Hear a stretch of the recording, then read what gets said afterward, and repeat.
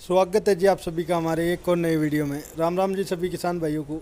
आज की इस वीडियो में हम बात करने वाले हैं सरसों की खेती के बारे में। ए टू जेड पूरी जानकारी आपको देने वाले हैं।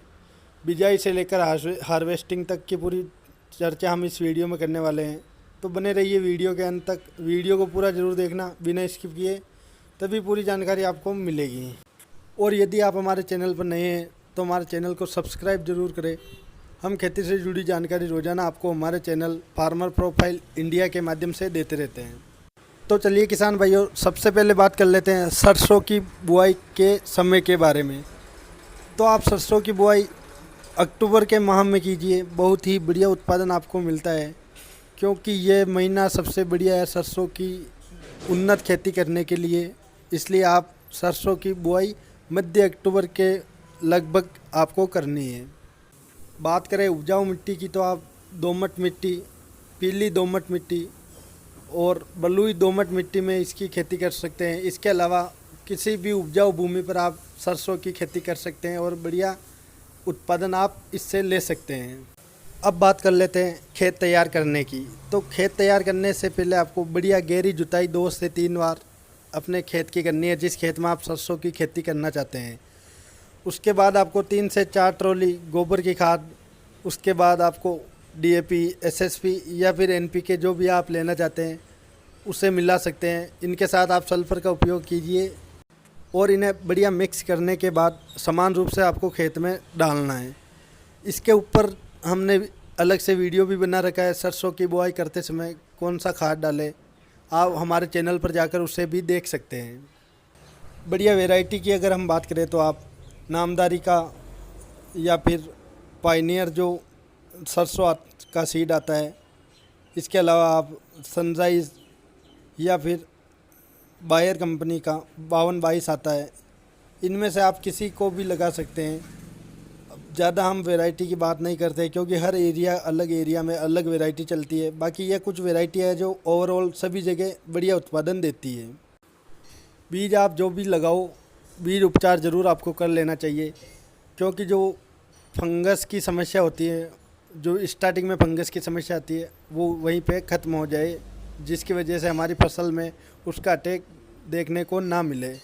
किसान भाइयों, बीज उपचार के लिए आप कोई सा भी अच्छी क्वालिटी का फंगिसाइड का उपयोग कर सकते हैं। बाकी ज़्यादा हैवी फंगिसाइड का उपयोग करने की भी कोई आवश्यकता नहीं है। आप कार्बनडाइजम या फिर मेटालेक्सी इसका उपयोग भी कर सकते हैं। सरसों की बुआई आप जिस विधि से भी करना चाहते हैं आप कर सकते हैं। छिड़काव विधि से आप इसकी बुआई कर सकते हैं, या फिर सीडरल मशीन से आप इसकी बुआई करना चाहते हैं तो उससे आप इसकी बुआई कर सकते हैं। कोई दिक्कत नहीं, आप जिस विधि से आप इसकी बुआई करना चाहते हैं आप कर सकते हैं।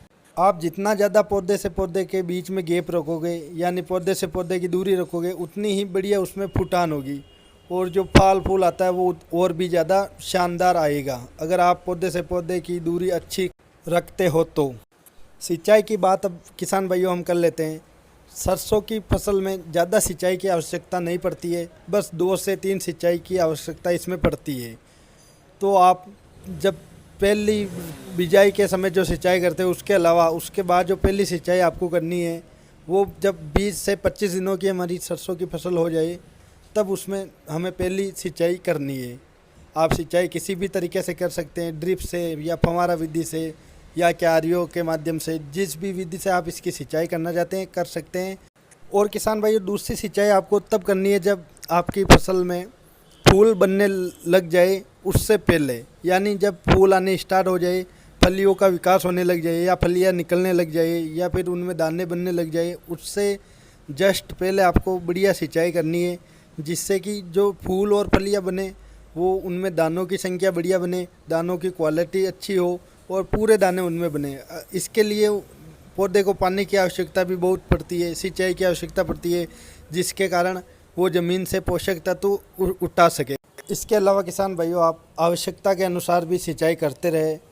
आप अपनी फसल को उसकी पानी की आवश्यकता के अनुसार हल्की हल्की सिंचाई करते रहे, जिससे कि आपको बढ़िया और बेहतरीन रिजल्ट मिल सके, बढ़िया उत्पादन आप सरसों की फसल से ले सके। चलिए किसान भाइयों, अब बात कर लेते हैं स्प्रे के बारे में।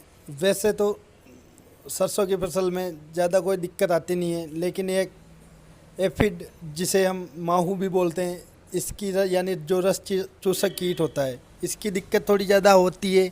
उसके लिए आप थायोमेथोक्साम, जब हमारी फसल, पहला स्प्रे हम बता रहे हैं, जब हमारी फसल 25 या 30 दिन के लगभग की हो जाए तब आपको थायोमेथोक्साम 25% जो आता है दानेदार फॉर्म में, उसकी डोज आपको लेनी है 25 ग्राम प्रति 15 लीटर पंप के हिसाब से। उसके साथ आप M45, क्योंकि फंगस का अटैक भी लगभग हो जाता है इस टाइम तक हमारी सरसों की फसल में, तो उसके लिए आप M45 या फिर मेटालेक्सिम एनकोजेब जो कॉम्बिनेशन में टेक्निकल आते हैं वो, और उनके साथ आप कोई अच्छा सा PGR ज़रूर साथ में लें, या इसके अलावा आप PGR नहीं ले तो NPK 19-19 का उपयोग ज़रूर करें। किसान भाइयों, बहुत ही बढ़िया शानदार रिजल्ट आपको इस स्प्रे के माध्यम से मिल जाता है।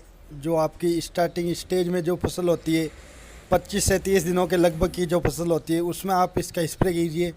उसके बाद किसान भाइयों, दूसरा स्प्रे आपको तब करना पड़ता है जब आपकी फसल में फूल आ चुके हैं, फलियां बन रही हो, तब सबसे ज़्यादा अटैक होता है रस चूसक कीटों का, जिसे मेला या थ्रिप्स भी हम बोलते हैं, और महुआ जिसे बोला जाता है।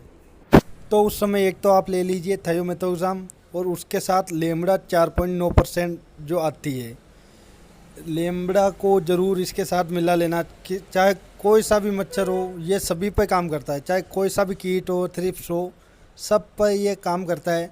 लेमड़ा 4.9% जो आता है, उस समय हमारी फसल में हमें फंगस का अटैक भी देखने को मिल जाता है।